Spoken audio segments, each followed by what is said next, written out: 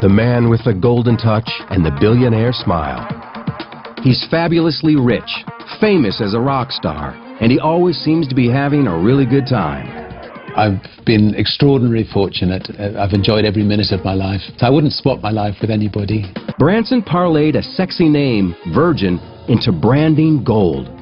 An astounding 300-plus goods and services, from rock to air travel to cell phones to trains. We have taken on the big, fat, bloated companies that have not really thought too much about the consumer, and we've gone in and shaken them up. If you'd analysed the risks that Richard was taking, you wouldn't take them. To keep it all afloat, Branson became his own best pitchman, living out the Virgin values of adventure and fun, even if it meant putting his own life on the line.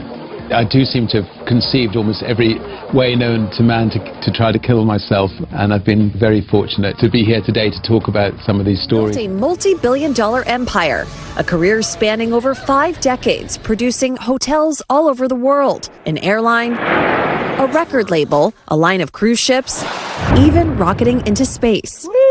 But something you might not know is that despite his meteoric success, Branson dropped out of school as a teen in England while struggling with dyslexia. I just looked at blackboards and it was a mumbo. I was dyslexic. I hadn't really been invented when I was at school. And went out into the outside world and learned my education from the University of Life. But his success brought a different perspective. With an estimated net worth of $4 billion. He was born in England, into a family who valued independence and adventure. His mother worked as an airline attendant, and his father was a lawyer. At the age of 16, he left school to start his first business, Student Magazine, which covered a wide range of youth culture, music, and news.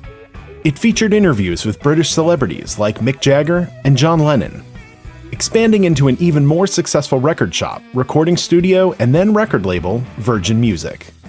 The first artist they signed was Mike Oldfield, and his album subsequently hit the top of the charts. Virgin Records was signing artists left and right, but this serial entrepreneur needed something else and kept busy creating new companies in all kinds of industries.